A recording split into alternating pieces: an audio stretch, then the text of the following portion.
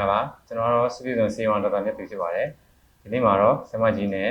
ကလေးငယ်လေးရဲ့အားနဲ့စားတောင်းမှုပုံစံနဲ့ပတ်သက်ပြီးတော့သိချင်တာလေးမျိုးကြည့်ပါမယ်ဆရာမရပါတယ်ဆရာဒါကလေးရလည်းမိကုန်းကြီးအများကြီးထားတာဆိုတော့မေးလို့ရပါတယ်ရှင်ဟုတ်ကဲ့နောက်ဆက်လက်ပြီးတော့မိထားမိကုန်းလေးတွေကိုကြားပေးပါဦးခင်ဗျနောက်တစ်ခါတစ်ခုကြတော့မွေးတဲ့ချူချလာတဲ့ကလေးငယ်တွေအတွက်ကိုယ်ခံစွမ်းမြင့်တက်အောင်ဘယ်လိုစားစာတွေကိုအဓိကကျွေးတဲ့မှာလဲဟုတ်ကဲ့ပါအဲ့တော့ဆရာတို့မွေးကလေးချူချလေးဆိုတဲ့ဥစ္စာတော့ကျမတို့စဉ်းစားဖို့လိုတာပေါ့နော်ဆရာဥပမာတချို့ကလေးတွေကဥပမာဆို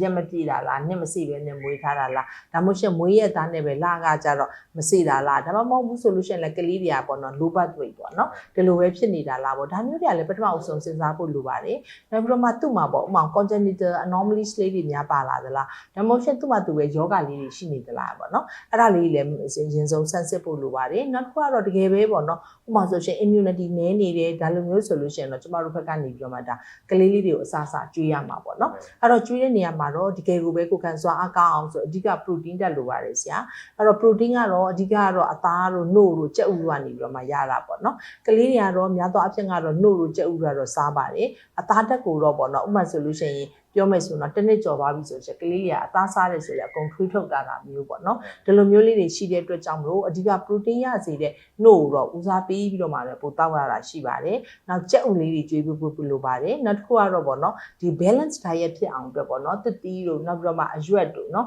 နောက်ပြီးတော့မှဒိန်ချင်းတို့နော်ဒီလိုလေးကျွေးလိုက်ချင်အပြင်ကလေးလေးတွေလိုအပ်တဲ့ protein ရလာမယ် vitamin C တွေရမယ် zinc တွေရမယ်နောက်ပြီးတော့မှတစ်ခါကျရင် B complex တွေရမယ်ဒီလိုမျိုးပေါ့အစာအာဟာရကဆိုရှင်စုံအောင်ရခဲ့တယ်ဆိုရင်ကလေးလေးတွေကဆိုရှင်ပေါ့နော်သူတို့ရဲ့ကိုယ်ခံစွမ်းအားဆိုရှင်တပြေးပြေးတက်သွားမယ်လို့လည်းပြောလို့ရပါတယ်ဆရာဒီလိုတက်သွားလိုက်ချင်အဖြစ်လဲကလေးတယောက်ကဆိုရှင် immunity ကိုထူထောင်ပြီးသားဖြစ်သွားမယ်ထူထောင်ပြီးသားဖြစ်သွားရင်တော့ဒါပြောမယ်ဆိုတော့အရင်တော့ဆိုရင်လတိုင်းဖျားနေတယ်အခုဆိုလို့ရှိရင်2လမှတစ်ခါဖျားတော့တယ်အဲဒီကနေ3လမှတစ်ခါဖျားတော့တယ်စသဖြင့်ပေါ့နော်ကိုယ်ခံစွမ်းအားကောင်းလာတာနဲ့အများတပြေးပြေးလဲကလေးတွေကဆိုရှင်ကျမကြီးပိုကောင်းလာမယ်ဆိုလို့ရှိရင်တော့လေဒါ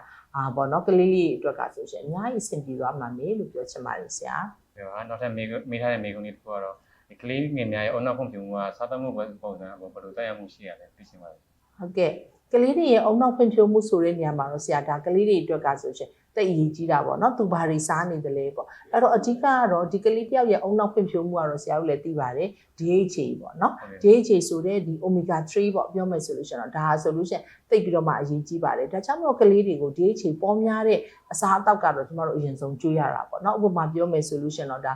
DHA ပေါ်များတယ်ဆိုတာငါးဒီမှာပါလာတယ်ဒါပေမဲ့လည်းတို့မြန်မာပြည်မှာကျတော့ဥပမာဒီပင်လယ်ငါးတို့ပါလို့ဆိုနည်းနည်းရှားတယ်လေဥပမာဆိုဆာလမွန်ငါးတို့စာတင်းငါးတို့တူနာငါးတို့ထဲမှာတော့ဒါ omega 3လို့ခေါ်တဲ့ DHA ကတော့အများကြီးပါပါတယ်ဒါလေးတွေကလည်းကျွေးနိုင်တယ်ဆိုအကောင်းဆုံးပေါ့အဲ့လိုပဲနှုတ်တွေထဲမှာပါမယ်နောက်ကြက်ဥတွေထဲမှာပါမယ်ပေါ့ဒါကြောင့်မလို့ကလေးအုံနောက်တဲ့ဖွံ့ဖြိုးဖို့ဆိုတာ protein ဓာတ်တွေလိုတယ် DHA တွေလိုတယ်နောက် sphingomyelin လိုတယ်နောက် vitamin B12 တို့လိုမျိုးပေါ့နော်ဒါလိုမျိုးတွေလိုပါတယ်ဆရာအဲ့တော့ဒါတွေအကုန်လုံးကတော့တစ်ခုထဲမှာတော့အစားအသောက်တစ်ခုထဲကနေပြီးတော့မှရတယ်ဆိုတာမျိုးကတော့မရှိဘူးပေါ့နော်ဒါကြောင့်မလို့အစားအသောက်တွေကိုဆိုကျွေးတဲ့နေရာမှာတော့အစုံကျွေးဖို့လည်းအရေးကြီးပါတယ်ဒါကြောင့်မလို့အခုနောက်ပိုင်းနေမှာဆိုလို့ရှိရင်တော့ဥမာတချို့သောနှုတ်တွေပေါ့ UHT နှုတ်တွေမှာဆိုလို့ရှိရင်သူက sphingomyelin တွေထည့်ထားတယ်နောက်ပြီးတော့မှ omega 3တွေထည့်ထားတယ်ဒီလို45ပေါ့နော်ကလေးတွေအတွက်ကတော့45လောက်ထားတာမျိုး formula လောက်ထားတာမျိုးဆိုတော့ပို့ပြီးတော့မှကောင်းသလားဆိုတော့လည်းကောင်းပါတယ်ဆရာနော်ဒါကြောင့်မလို့ဥပမာသဘာဝအစားအစာကိုတော့အတက်နိုင်ဆုံးရအောင်ကျွေးမယ်မရ